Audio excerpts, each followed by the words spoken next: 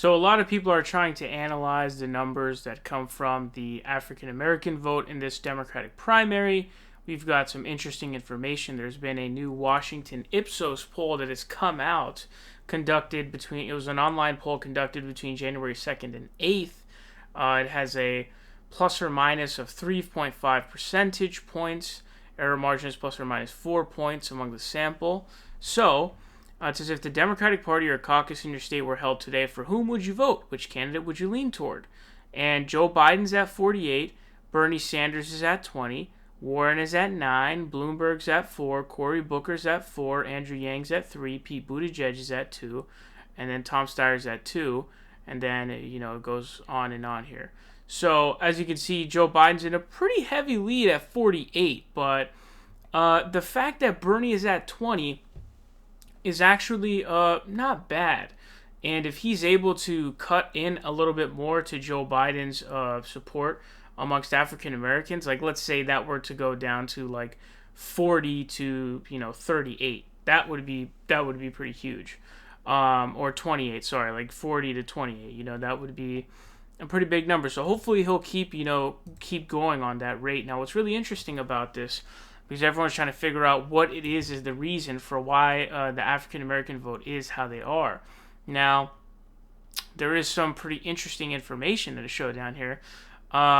So there's one thing down here that essentially asks a question about Obama and what they want to see. So it says, should the next president change to more liberal or progressive policies than President Obama's? 21 say yes.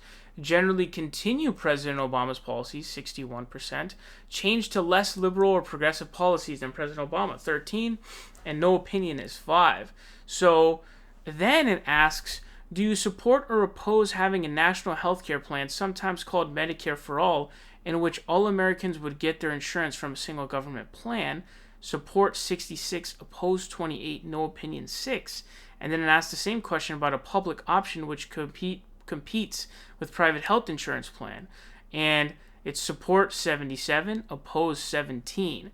So what you're looking at here is, interestingly enough, it seems like, the ideology or the positions that are supported by African Americans are progressive positions that Obama doesn't hold. Like, Obama wasn't in favor, his position was not, a national Medicare for all healthcare plan, or maybe it was in a prior time, but once he became president, he pulled away from it, and the public option was his compromise, but then he compromised even more than that. And so, with that being at 66 and 28, which is a supermajority of support, to me it seems like when you ask a question of generally continue President Obama's policies being at 61%, to me it seems like a loaded question. And the reason why they pick that box mostly is because the name Obama is attached to it. That's the conclusion I'm coming to.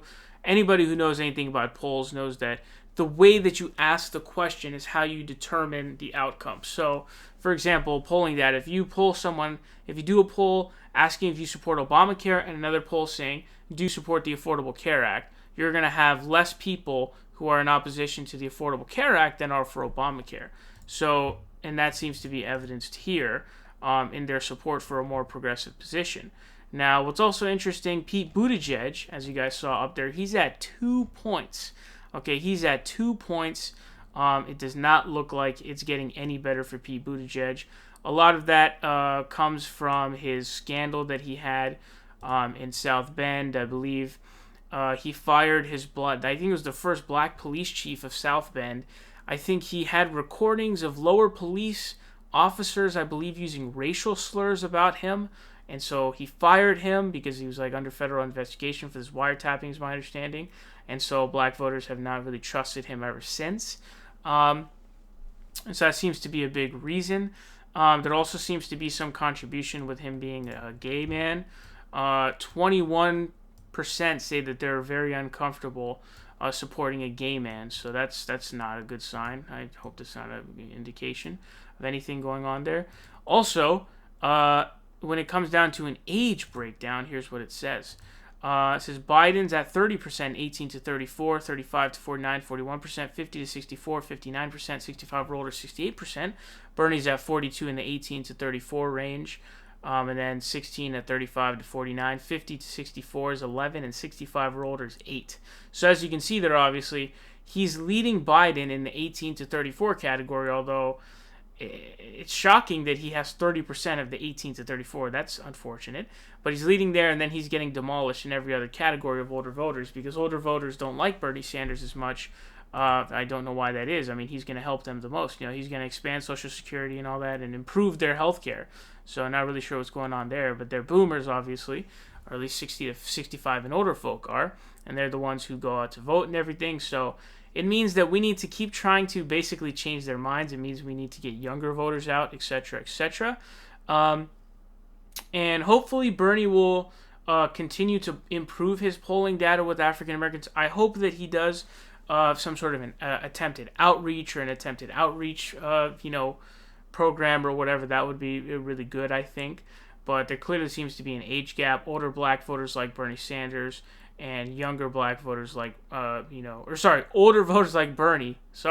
Younger ones like Bernie Sanders. So some interesting data going on here.